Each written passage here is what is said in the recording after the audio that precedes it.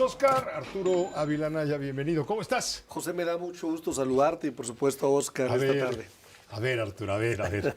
Estamos hablando con un observador de la política, miembro de Morena, vocero de la bancada de Morena en la Cámara de Diputados, o estamos hablando con un probable delincuente. ¿Te refieres a la rueda de prensa que convocaron hoy?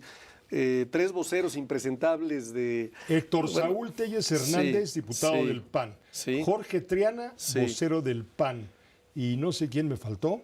Te están acusando de... Bueno, están pidiendo crear una comisión para investigarte. Sí.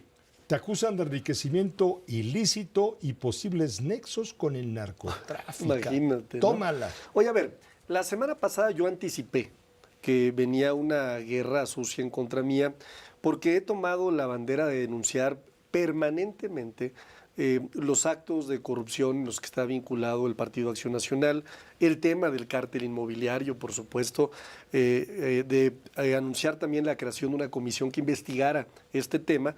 Y hubo varios mensajes que recibí de compañeros legisladores de Morena que fueron contactados por legisladores de Acción Nacional que decían, oye, dicen aquellos que si no le paras, te van a empezar a hacer una guerra sucia. La guerra sucia es algo que ya han venido sacando en distintas plataformas digitales, esto que tú mencionas. ¿De qué me acusan, Pepe, de ser empresario? No, pues sí fui empresario. Toda mi vida antes de ser diputado federal he sido empresario.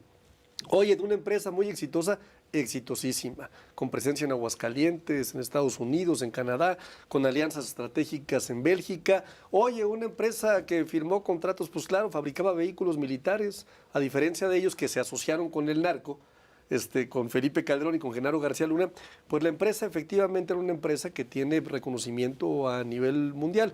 Y es porque ellos dicen que te has favorecido justamente con importantes contratos de gobierno con los que te has enriquecido ilegalmente y que eres un mero vocero de Patán Augusto. No, hombre, soy vocero de un grupo parlamentario electo unánimemente por 253 diputadas y diputados. Fui vocero de la doctora Claudia Sheinbaum en su campaña y no, todo lo contrario, soy un diputado federal que ha dejado hoy la vida empresarial para evitar cualquier conflicto de interés a diferencia de ellos y que está siendo un diputado valiente, un diputado que denuncia, un diputado que los confronta, un diputado que claro que entiende que estoy hoy sujeto al escrutinio público y no me preocupa ni me molesta lo que digan porque es pura paja, pues. Dicen y no se equivocan que la calumnia cuando no mancha tizna. Entonces lo que ellos quieren hacer es decir somos iguales. ¿No? Él también está metido, él también está involucrado, ¿no? No lo van a lograr, la gente conoce bien mi pasado, es bastante público, ¿no? Y lo que ellos están haciendo, fíjate, me llama mucho la atención, es criminalizar a un empresario. Acción Nacional ha perdido también al sector empresarial. Hace unos días yo veía el anuncio de la inversión que hizo la empresa de los Serviche, Bimbo, a través de su director general en la mañanera. Una inversión de más de 2,000 millones de pesos, que es consecuencia de la enorme voluntad que está mostrando esta política pública del Plan México, los polos de bienestar que se están generando y una serie de proyectos que van a beneficiar a muchas y a muchos empresarios y a muchas y a muchos mexicanas y mexicanos. Y cuando le preguntaban al director general de Grupo Bimbo qué opinaba de lo que estaba sucediendo en materia arancelaria, de lo que estaba sucediendo con las relaciones con Estados Unidos, a mí me gustó mucho que dijo, es tiempo de hacer equipo con la presidenta, es tiempo de hacer equipo con el proyecto de país, es tiempo de no especular, es tiempo de sumar. Lo mismo dijo el ingeniero Slim, ¿eh? Lo mismo, y creo que ahí es donde Acción Nacional, José, se ha equivocado. Creo que ellos le han apostado a una agenda más de coyuntura, a una agenda mediática poco sustentada, en donde un día te dicen que somos narcogobierno, cuando la única realidad, Pepe, es que el único narcogobierno se llama el gobierno de Felipe Calderón. Y no es porque yo me regrese al 2006, es porque en una condena de 2023, Genaro García Luna fue sentenciado por estar vinculado con el cártel de Sinaloa. Y que no me digan que Felipe Calderón no sabía, porque el general Ángeles de Aguajare lo narró. Dijo, siendo subsecretario de la Defensa, le dije a Felipe Calderón, presidente, la persona que usted ha designado como secretario de Seguridad Pública tiene vínculos con el cártel de García Sinaloa. Luna, Genaro García Luna. Genaro García Luna, ¿no? Y el presidente le dijo... ¿Cuándo le dijo esto? Esto fue durante su gestión, en 2009, 2007, si no me equivoco. Ajá. El presidente le dijo, tráeme pruebas. El general Ángeles de Aguajar le trajo documentos que incluían transferencias, documentos, fotografías, testimonios, todas las pruebas. Inteligencia militar. ¿Qué hizo? Inteligencia militar. ¿Qué hizo Felipe Calderón? Lo encarceló. Y después ya sabemos la historia. Salió libre con un usted disculpe. Pero no solamente eso. El que fue comisionado de la Policía Federal también le mandó 2 cartas a Felipe Calderón, con testimonios de 35 ex policías federales que narraban perfectamente bien los vínculos que tenía el gobierno de Felipe Calderón con el cártel de Sinaloa. ¿Y qué hizo Felipe Calderón? Ni más ni menos que encarcelarlo, de 2008 a 2012. Es decir, Felipe Calderón sí sabía que su secretario de Seguridad Pública estaba vinculado con el cártel de Sinaloa. ¿Y qué hizo al final? Pepe lo premió, le aplaudió. ¿Y qué hizo después en el gobierno de Enrique Peña Nieto?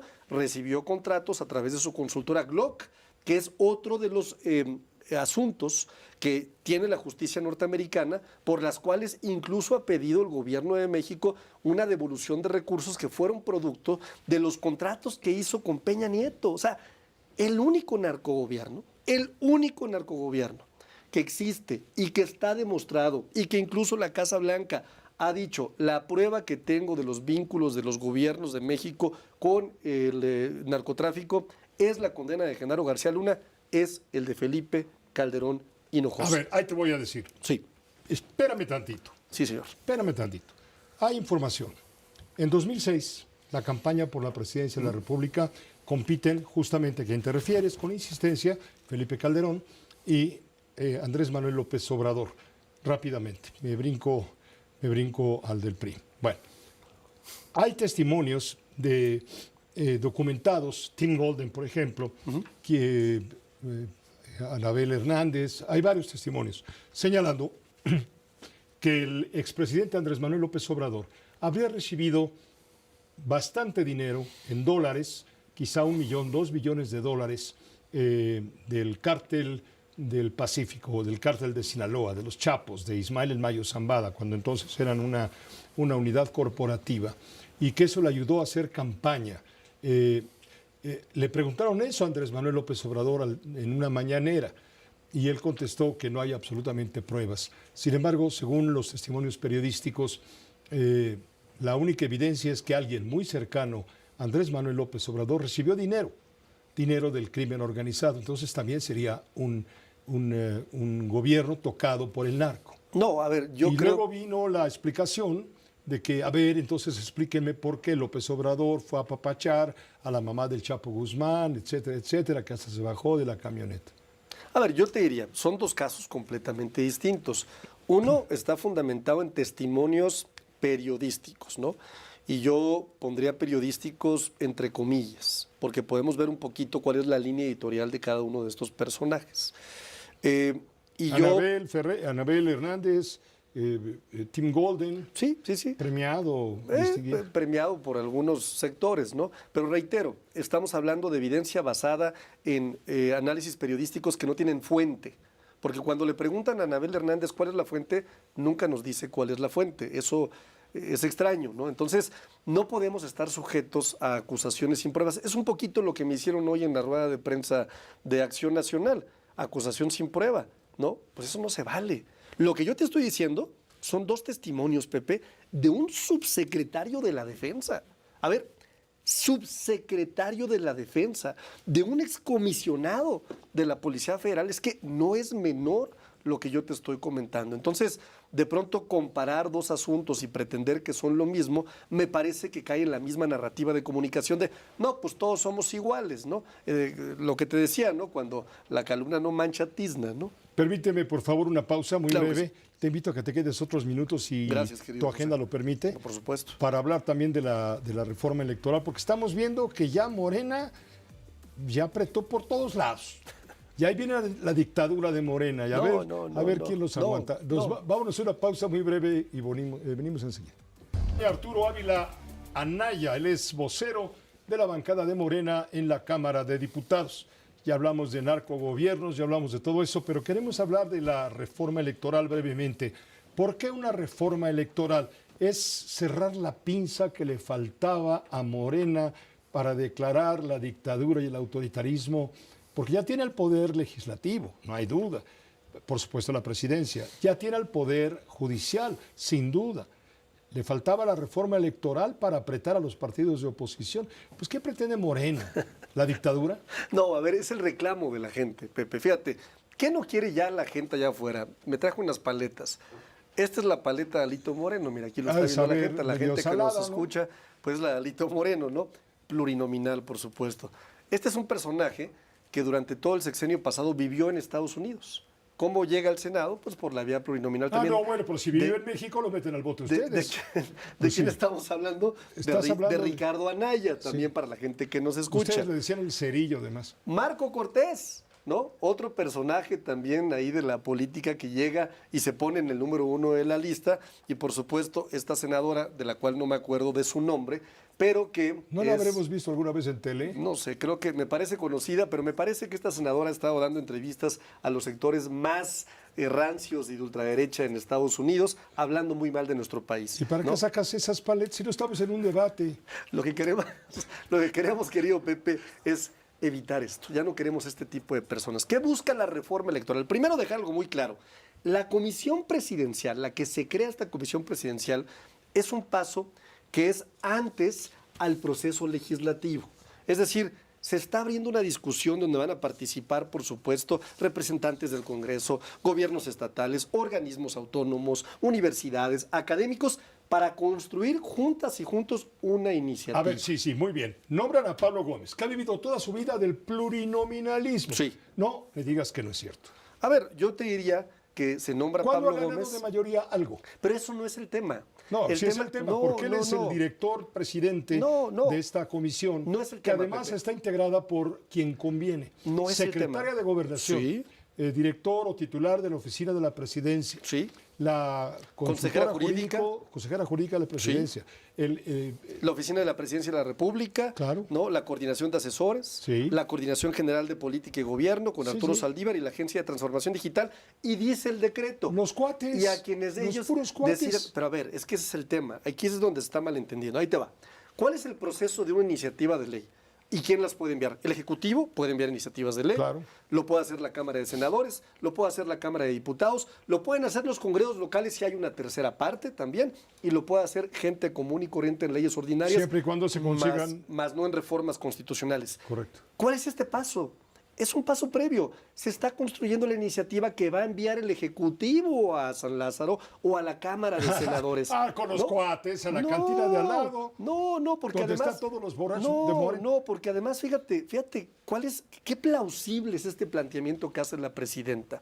Nos vamos a enterar de cómo se va construyendo una iniciativa que implica una reforma electoral en donde se buscan dos cosas importantes. Plurinominales que estén cerca de la gente, que hagan campaña, que tengan el mérito por ser quizás los segundos mejores lugares, ¿no? O algo que tenga que ver con que estén en territorio. Y no me digas que no te parece importante que se reduzca el gasto de los partidos políticos. Pero por supuesto se lo preguntas a la gente. Si me voy a Meclatón o Guerrero y le pregunto a la gente que si quiere un aeropuerto internacional en Texcoco, pues va a decir que no, porque no utiliza el avión para sus actividades cotidianas.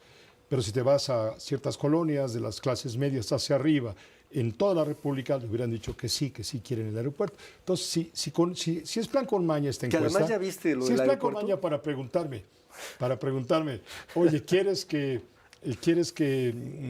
vamos, que que te cueste más barata la democracia? Hombre, pero por Claro, supuesto, claro. mañana es mi dinero, ¿no? Sin duda, porque además, digamos que las instituciones ¿Para de qué la... preguntan eso? Pues háganlo, Las tengan el valor de hacerlo. No, lo estamos haciendo y lo estamos haciendo acompañados del pueblo de México. Esta comisión va a invitar especialistas, académicos. Estamos haciendo algo, y fíjate, es curioso, ¿no? Porque de pronto ahora a la comentocracia y a los partidos de oposición también les molesta. O sea, ¿cómo? Primero nos criticaban porque mandábamos iniciativas directo al Congreso, que además es un proceso legislativo normal.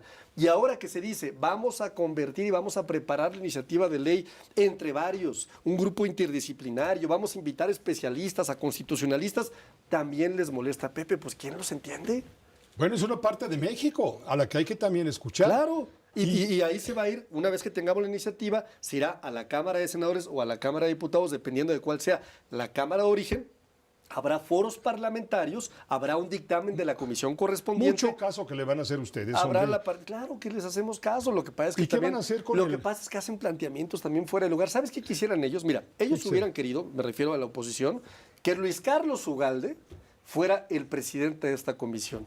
¿Quién es Luis Carlos Ugalde para la gente que nos escucha? Colaborador de este noticiero, igual Sí, que tú. claro, ni más ni menos que la persona que permitió el fraude electoral en Él explicó 2006. que no fue un fraude electoral. No, sí fue un fraude Que electoral, hombre. a alguien que se llama Andrés Manuel. ¿Por qué no permitieron se le el voto chocó por un voto, se le casilla botó un por casilla? tornillo. ¿Por qué no permitieron el voto por voto? Porque sabían que habían cometido el fraude electoral más importante de la historia de este país, Nunca se hombre. pudo probar. No, y después, ¿qué hizo además Luis Carlos Ugalde? Puso su consultora que tuvo contratos Integrales, muy sí. interesantes ahí con varios, ¿Tiene? con varios, y los tiene todavía, supongo, con los gobiernos del PAN. No, entonces, ellos quisieran eso. Pero segundo tema que además quisieran ellos también. Todo lo que implique no perder privilegios, Pepe, todo lo que implique, por supuesto, también seguir de alguna forma respetando la tecnocracia y la élite de la democracia, ¿no? Sí, sí. Y fíjate, fue curioso, en este comunicado firmado por exmagistrados y exconsejeros, algo que me llamó la atención. Decían que de ninguna forma se considere el voto directo de la gente. ¿Cuánto miedo le tienen a la gente, al pueblo de México, Pepe? Podríamos hablar Sorprende, años, ¿no? muchos años y muchas horas de esto. Esta iniciativa se va a convertir en eso, en una iniciativa de la presidenta de la República.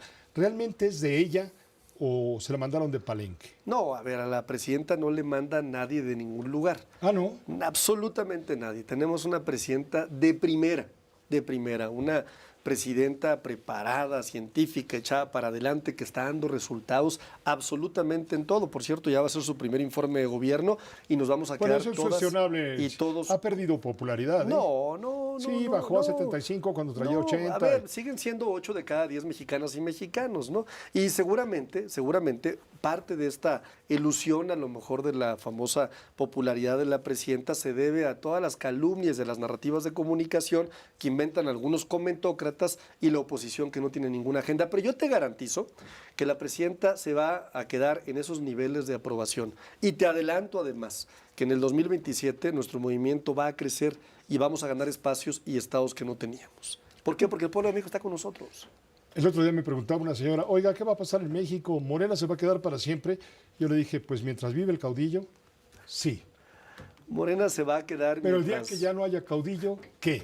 No, a ver, Morena Te se la dejo de tarea para de hoy en ocho. Claro que sí, Pepe. ¿Te parece bien? Me parece Perdón la perfecto, interrupción, querido Pepe. Arturo No te Ávila apures. Anaya. ¿Quedó claro? No es un delincuente, o como lo señalan los panistas, que eso quisieran.